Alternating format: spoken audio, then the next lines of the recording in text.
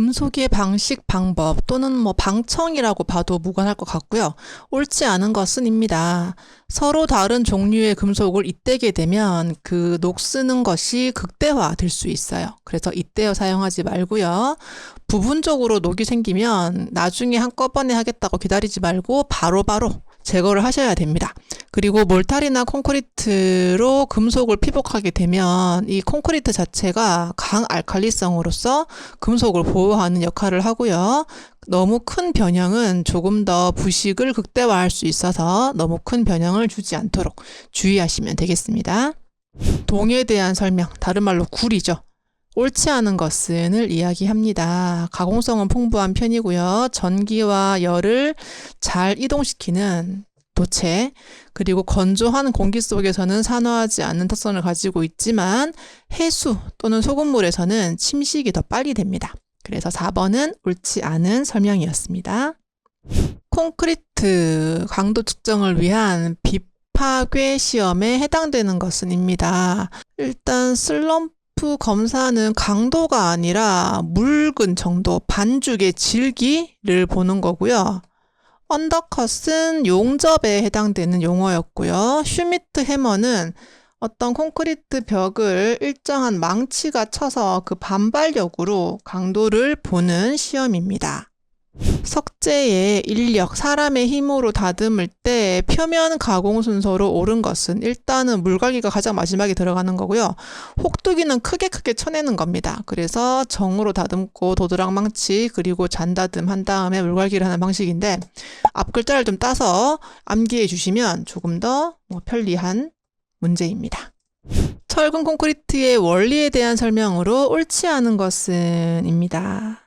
철근과 콘크리트가 강력히 부착되면 철근의 좌굴이 방지됩니다.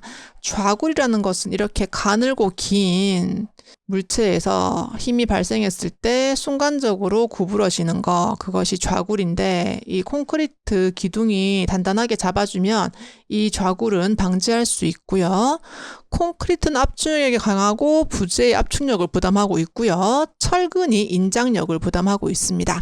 콘크리트와 철근의 선팽창 개수는 약 10배 차이가 있다고 했는데 선팽창 개수 또는 열팽창 개수 이런 것들은 열이나 어떤 응력을 받았을 때 팽창되는 정도인데 비슷합니다. 이 두 개가. 그래서 10배 차이가 아니라 유사한 차이를 보이고 있고요. 10배 차이라는 말은 압축력에 대한 차이인데요. 보통은 철근이 예를 들어서 콘크리트보다는 압축력이 작잖아요. 콘크리트가 더 크잖아요. 콘크리트가 철근보다는 10배의 압축력을 더 가진다라고 해서 좀 헷갈릴 수 있는 문제고 선팽창 개수는 유사하다는 거 알아주시면 되겠습니다. 목재에 대한 설명으로 틀린 것은 나무에 대한 설명으로 틀린 것을 이야기하고 있고요. 추제, 가을에 만들어진 것은 봄에 만들어진 것보다는 더 물기가 적어서 단단합니다. 열대지방은 사계절이 명확하지 않아서 나이테도 불분명하게 나오고 있습니다. 섬유 포화점 30% 이하에서는 그러니까 물이 더 적어지는 거죠. 나무가 포함한 물을 적어지는 건데 30%가 넘어가면은 60이든 80이든 비슷한데 이보다 낮게 예를 들어서 15%가 되었다라고 하면 강도는 증가합니다. 섬유 포화점 이하에서 강도가 증가하고요. 여기서는 이상에서라고 이야기했기 때문에 틀린 답입니다. 목재 가공품 중 강당이나 지폐장, 천장 또는 내벽에 붙여 음향을 조절하는 것인데 이렇게 양각과 음각이 있고 요철이 있고 이렇게 끼워 맞추는 방식. 그래서 소리가 이렇게 좀 부드럽게 만들어주는 것, 그것이 코펜하겐 리브입니다. 석질이 단단하고 내구성 크고 강도 크고 외관도 이쁘고 비교적 큰 것을 얻을 수 있고 그렇지만 함유 광물의 열팽창 개수가 달라요. 그래서 이렇게 석재 자체를 보면 안에 알갱이들이 되게 많거든요. 색깔도 다르고 강도도 다릅니다. 그래서 이 안에 어떤 알갱이들은 열을 받으면 팝콘처럼 튀어버리고 어떤 아이들은 그 영향을 덜 받고 그래서 내화성은 약하고 강도가 큰 화강암에 대한 특징이었습니다. 39번 물시멘트비에 대한 것과 가장 관계가 깊은 것은 시멘트에 비해서 물이 얼만큼 들었는가는 결과적으로는 콘크리트의 강도를 결정하는 요소가 됩니다. 다음은 KS에 따른 점토벽돌 중 미장벽돌에 대한 용어고요. 점토 등을 주원료로 했고 유공형 벽돌은 이렇게 붉은 벽돌 중에서 중간에 구멍이 이렇게 동글동글 나 있는 아이들이 있습니다. 이것은 전체 유효 단면적의 50%가 되어야 된다. 그렇게 막힌 부분이 절반 이상이 되어야 됩니다. 구멍을 너무 크게 하지 말자라는 그런 개념으로 봐주시면 되겠어요. 다음 중 열 가소성 수지에 속하지 않는 것은 열을 받으면 녹아내리는 비닐 같은 거고요. 열을 받으면 우리 아크릴도 마찬가지 열로 커팅을 하거든요. 그리고 스티로폼 우리 열 받으면 녹아버리잖아요. 폴리스틸렌. 근데 에폭시는 열을 받을수록 좀 단단해지는 성질을 가지고 있는 아이입니다. 벽돌 쌓기 방법에서 한 층 안에 길이 한 번, 마구리 한 번, 길이 한 번, 마구리 한 번 나오는 것은 프랑스식 쌓기에 대한 설명이었고요. 내력벽으로는 부족한 아이입니다. 다음 치장줄눈의 이름은 밋밋해서 민줄눈이고요. 평줄눈은 벽돌이 있고 줄눈이 평평하지만 안으로 들어가 있어서 밋밋하지 않은 아이가 평줄눈입니다. 다음 보기가 설명하는 것은 벽에 침투한 빗물에 의해서 몰탈 중에 있는 석회가 공기 중에 탄산가스와 결합하여 벽돌이나 조정면을 하얗게 오염시키는 현상, 백화시키는 현상입니다. 그래서 몰탈의 석회분과 빗물이 좀 덜 만나게 하려고 발수제를 발라주면 이것을 조금 방지를 할 수 있습니다. 일반적으로 2형 철근이 원형 철근보다 우수한 것은 2형 철근은 마디와 리브가 있는 형태가 다른 아이고요. 얘보다 우수한 것은 이 사이사이에 콘크리트가 더 잘 들어가서 부착 강도가 높아지는 장점이 있습니다. 스티프너를 사용하는 가장 중요한 목적은인데요. 이게 지금 이 부분이 플랜지가 되고요. 이 부분이 외부입니다. 이 부분이 외부예요. 보시다시피 가늘고 길어요. 그래서 하중을 받았을 때 순간적으로 꺾어지는 좌굴이 발생할 수 있는데 이렇게 생긴 스티퍼너를 대면 이 좌굴을 방지할 수 있습니다. 단열 재료에 대한 설명으로 옳지 않은 것은 단열재, 우리 스티로폼 떠올리시면 되겠고요. 대부분은 흡음성도 우수합니다. 스티로폼처럼 공극이 좀 많아서 그렇고요. 역학적 강도의 가장 큰 것은 압축 강도라고 칠게요. 압축 강도가 좀 적어요. 그래서 좀 말랑말랑하기 때문에 강도는 작은 편입니다. 열 전도율이 높아버리면 단열이 안 된다는 소리잖아요. 열 전도율이 낮을수록 단열 성능은 올라가게 되고요. 일반적으로 다공질 재료가 많이 있습니다. 스티로폼도 이렇게 안에 공기층이 많이 형성이 되잖아요. 그래서 단열 재료가 나오면 대표적으로 스티로폼 떠올리고 문제 풀어주시면 되겠습니다. 도면의 치수 기입 방법으로 옳지 않는 것은 도면은 특별히 명시하지 않는 한 마무리 치수를 해주시면 되고요. 치수 기입은 치수선에 평행하게 이렇게 치수가 있으면 어떤 물체가 이렇게 있고요. 이 물체의 치수를 지금 재는 거예요. 치수선이라는 것은 이 물체에 평행하는 이 선이 치수선, 물체의 위치를 보여주는 것이 치수 보조선, 예를 들어 1000입니다. 치수는 이렇게 치수선에 평행하게 표현하시면 되겠고요. 도면이 보통 왼쪽 밑에 시작점 좌표가 있어요. 그래서 왼쪽에서 오른쪽으로 기입하시고요. 아래에서 위로 읽는 순서로 기입해 주시면 좋겠습니다. 치수 기입은 치수선 아랫부분에 하는 것이 아니라 치수선 위에 하게 됩니다. 3번이 틀렸습니다. 좁은 간격이 계속됐습니다. 예를 들어서 1000이 아니라 50, 100 이런 거예요. 치수를 넣기가 어렵습니다. 그럴 때는 이렇게 인출선을 빼내서 치수를 적어주시면 되겠습니다. 제도 연필의 단단한 정도에서 무르기로부터 굳기 순서대로 옳게 나열한 것은 굳기 순서, 굳기가 단단하지 않은 게 블랙의 약자입니다. 좀 물러서 새까맣게 나온다고 블랙이고요. H는 하드 되겠죠.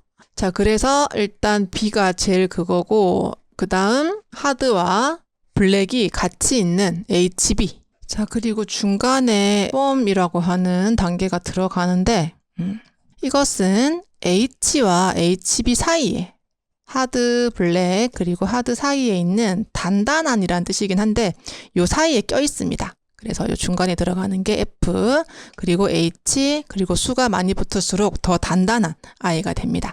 그래서 2번이 정답 되겠습니다. 다음에 평면 표시가 나타내는 것은 이거 지금 1점 쇄선이잖아요. 이것은 셔터에 대한 설명이었습니다.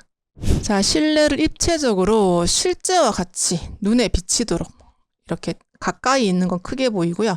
멀리 있는 건 작게 보이도록 그려주는 것이 투시도 되겠습니다. 자, 삼각법으로 그린 투상도이다 라고 이야기하고 있고, 삼각법은 내가 물체를 바라보는 그런 건데 물체를 제3자로 보는 거예요. 어려운 말로는 정투형이라고 하는데 내가 여기 A에 서 있고 이 물체를 바라봤을 때 이 앞면을 정면, 오른쪽은 우측이라고 보시면 되겠습니다. 자, 그래서 위에서 이 물체를 바라봤을 때 내가 여기 올라가서 봤을 때 B 방향은 평면도가 됩니다. 틀린 걸로 보면은 A 방향은 정면도가 되고요. C는 이렇게 봤을 때 왼쪽에 있잖아요. 나를 기준으로 봤을 때. 그래서 C 방향은 우측면이 아니고 좌측면이 되고요. D 방향이 우측면이 됩니다. 그림과 같은 지붕 평면을 물어보고 있는데 이렇게 한쪽으로 다 모인 것을 모임 지붕이라고 해요. 합각 지붕은 이렇게 모이다 말고 한번 세워지는 거. 이것이 합각 지붕이고 박공 지붕은 그냥 이렇게 봤을 때 이런 지붕이 박공입니다. 그래서 평면으로 봤을 땐 이렇게 보이게 됩니다. 자, 설계도에 나타내기 어려운 시공 내용을 그 도면이 아니라 말로써 문장으로 표현한 것은 도면에 대한 설명, 시방서입니다. 1층 마루의 일종이고요. 일단 보시면 1층 마루는 납작 마루 그리고 동바리 마루 이렇게 속합니다. 그래서 간단한 창고, 공장, 임시 건물에 마루를 낮게 놓을 때 쓰는 거고요. 동발이라는 말이 들어가려면 45cm 정도 높이로 450mm 정도의 단을 세로 부재를 세우고 그 위에 마루를 깔았다 하면 동바리 마루가 되겠습니다. 치수기입도 나왔네요. 치수기입에 대한 설명으로 알맞은 것은 자, 치수는 치수선의 한쪽에 치우쳐가 아니라 치수선의 중앙에 매겨주시고요. 치수 단위는 밀리미터가 원칙이라서 이 단위는 쓰지 않습니다. 간격이 협소할 때는 인출선을 사용하라는 말이 아까도 나왔었어요. 이렇게 인출선을 해서 뭐 150 이렇게 좁을 때는 인출선 사용하도록 하고 치수기입은 치수선에 평행하게 그리고 왼쪽에서 오른쪽으로 읽어야 됩니다. 스트럽을 사용하는 가장 주된 이유는 우리 보가 이렇게 있고요. 하중을 받게 되는데 이렇게 늑골처럼 감아주는 것을 스트럽이라고 합니다. 자, 이것은 볼을 옆에서 봤을 때 기둥이 받치고 있고요. 하중이 발생을 했어요. 그래서 이 받치는 방향의 힘의 방향과 누르는 방향이 맞지 않아서 잘라지려고 하는 전단력을 받습니다. 이것을 스트럽이 부담을 하고 있습니다. 설계도면 중 차나 물건 등이 움직일 동이죠. 움직이는 흐름을 도식화한 것은 동선입니다. 1.5B 공간 쌓기의 벽돌 벽이고요. 단열재가 50이래요. 자, 그럼 먼저 1.0B 플러스 단열재 50 플러스 0.5B가 되겠습니다. 1.0B는 190이고요. 0.5B는 90이 되죠. 그래서 정답이 1번 되겠습니다. 일단 I 형광이라는 것은 H 형광보다는 플랜지가 조금 짧은 I 형태의 형광이 되겠고요. 그 중간을 이렇게 육각 모양으로 잘라주는 거예요. 방향은 이렇게 바뀔 수 있어요. 그 안으로 이렇게 배선 같은 것들이 지나가도록 하는 것이고 이게 벌집 모양처럼 생겼다고 해서 허니컴 보라고 부르고 있습니다.